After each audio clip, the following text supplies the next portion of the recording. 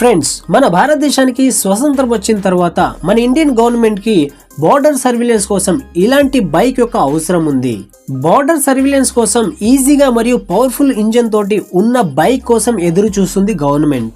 ఈ క్వాలిటీస్ లో ఆ టైంలో ఏదైనా బైక్ ఉందంటే అది బుల్లెట్ మాత్రమే.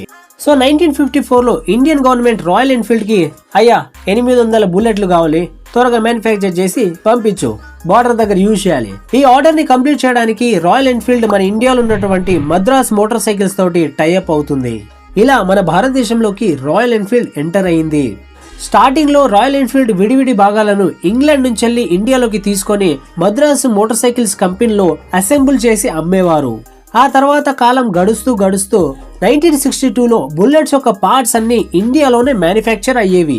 నెక్స్ట్ 3 డెకెడ్స్ వరకు Royal Enfield company Madras motorcycles నడిపింది.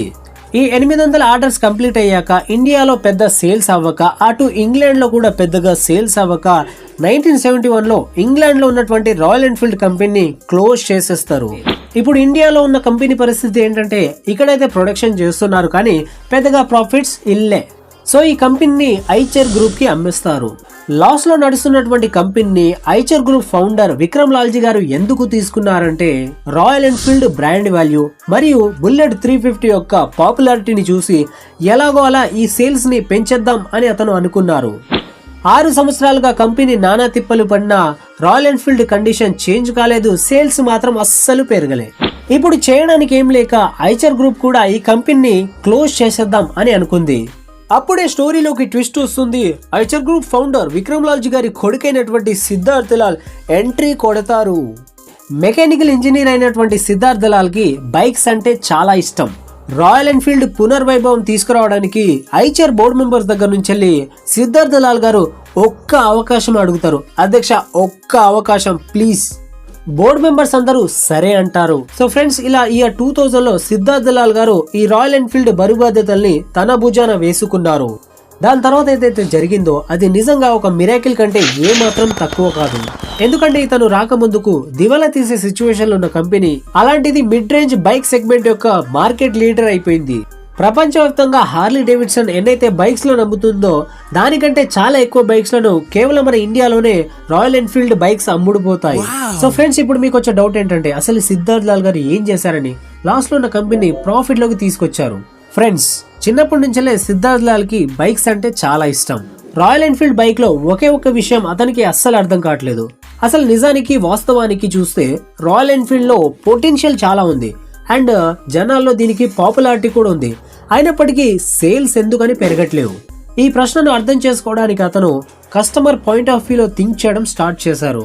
ఈ బైక్ లో ఉన్న నెగిటివ్స్ ని తెలుసుకోవడానికి అతను ఒక లాంగ్ టూర్ కి వెళ్తారు. కొన్ని వేల కిలోమీటర్స్ ఈ బైక్ ద్వారా ట్రావెల్ చేసిన తర్వాత ఈ బైక్ లో ఉన్న నెగిటివ్స్ అన్ని అతనికి అర్థమైపోతుంది. అసలు ఈ బైక్ లో ఉన్నటువంటి ప్రాబ్లమ్స్ ఏంటిది, అసలు కస్టమర్స్ ఏం కావాలనుకుంటున్నారు, ఏ చేంజెస్ చేస్తే ఈ బైక్ క్లిక్ అవుతుంది. అతను ట్రావెల్ చేసేటప్పుడు ఏవైతే ప్రాబ్లమ్స్ ని ఫేస్ చేశారో తిరిగి రాగానే వెంటనే చాలా టెక్నికల్ చేంజెస్ బైక్ లో చేశారు.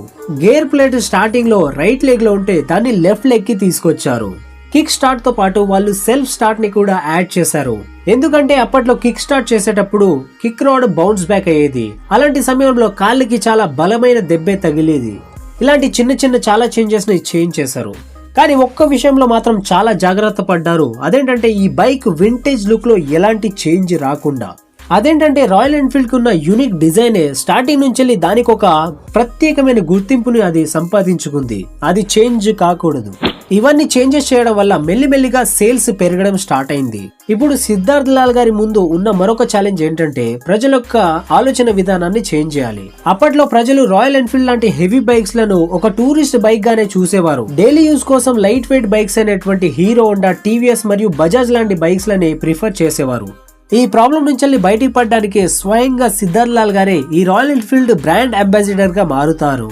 అతను చాలా యాడ్ క్యాంపెయిన్స్ రన్ చేశారు. తద్వారా జనాలకు ఏమని మెసేజ్ ఇచ్చారంటే రాయల్ ఎన్ఫీల్డ్ లాంటి హెవీ బైక్స్ కూడా లైట్ వెయిట్ బైక్స్ లెక్క డే టు డే లైఫ్ లో యూజ్ చేయొచ్చు. అలా యూజ్ చేయడం వల్ల నార్మల్ బైక్స్ కంటే ఇందులో వచ్చే ఫీలింగే వేరే లెవెల్ ఉంటుంది. ఇలా వందల ప్రయత్నాలు చేయడం వల్ల సిద్ధార్థ్ లాల్ గారు మెల్లిమెల్లిగా జనాల్లో ఉన్న పర్స్పెక్టివ్ ని కూడా చేంజ్ చేశారు. ఫ్రెండ్స్, దాని తర్వాత సిద్ధార్థ్ లాల్ గారు తీసుకున్నటువంటి ఒక డెసిషన్ బహుశా అతని ప్లేస్ లో వేరే వాళ్ళు ఉంటే ఖచ్చితంగా తీసుకొని ఉండేవాళ్ళు కాదేమో. 2004లో సిద్ధార్థ్ లాల్ గారికి ఐచర్ గ్రూప్ సీఈఓని ఎప్పుడైతే చేశారో, ఐచర్ గ్రూప్ లో దాదాపు డిఫరెంట్ 15 బిజినెసెస్ రన్ అయ్యేటివి. అందులో కమర్షియల్ వెహికల్స్ తో పాటు కన్సల్టెన్సీ సర్వీసెస్, గార్మెంట్స్ మరియు ఫుట్వేర్ లాంటి బిజినెస్ కూడా ఉండేటివి. అతను రాయల్ ఎన్ఫీల్డ్ మీద మరింత ఫోకస్ పెంచేందుకు 15 బిజినెసెస్ నుంచి 13 బిజినెస్ ని అమ్మేస్తారు. సేల్ చేసిన దాంట్లో ఐచర్ ట్రాక్టర్ కూడా ఒకటి. ఇలా రాయల్ ఎన్ఫీల్డ్ మోటార్ సైకిల్ మరియు ట్రక్ బిజినెస్ లను మాత్రమే కంటిన్యూ చేశారు. అతను ఏమని బిలీవ్ చేస్తారంటే 100 అన్సక్సెస్ఫుల్ బిజినెస్ రన్ చేయడం కంటే 1-2 బిజినెస్ లను మార్కెట్ లీడర్ గా చేయడం చాలా బెటర్. అండ్ సిద్ధార్థ్ లాల్ గారు దాన్ని ప్రూవ్ చేశారు కూడా. ఈ రోజు రాయల్ ఎన్ఫీల్డ్ కి ఒక మంచి కమ్యూనిటీ మరియు స్ట్రాంగ్ ఫ్యాన్ ఫాలోయింగ్ కూడా ఉంది. దీన్ని మరింత స్ట్రాంగ్ చేయడానికి కంపెనీ టూర్ ఈవెంట్స్ మరియు అడ్వెంచర్ ట్రిప్స్ ని కూడా ఆర్గనైజ్ చేస్తుంది. ఈ రోజు రాయల్ ఎన్ఫీల్డ్ కి ఎంత క్రేజ్ ఉందో మీకు ప్రత్యేకంగా చెప్పక్కర్లేదు. 25 సంవత్సరాల ముందు ఒక్కొక్క బైక్ సేల్ చేయడానికి నానా తిప్పలు పడిన రాయల్ ఎన్ఫీల్డ్ ఈ రోజు తన బైక్స్ కొనడానికి ప్రజలకి నెలల తరబడి వెయిటింగ్ టైం ఉంటుంది. Okay guys, like this video. మరో వీడియోలో మళ్ళీ కలుద్దాం. మీకు ఎలా అనిపించిందో కామెంట్ చేయండి. లెఫ్ట్ రైట్ వీడియోని క్లిక్ చేయండి. మరో వీడియోలో మళ్ళీ కలుద్దాం. జై హింద్.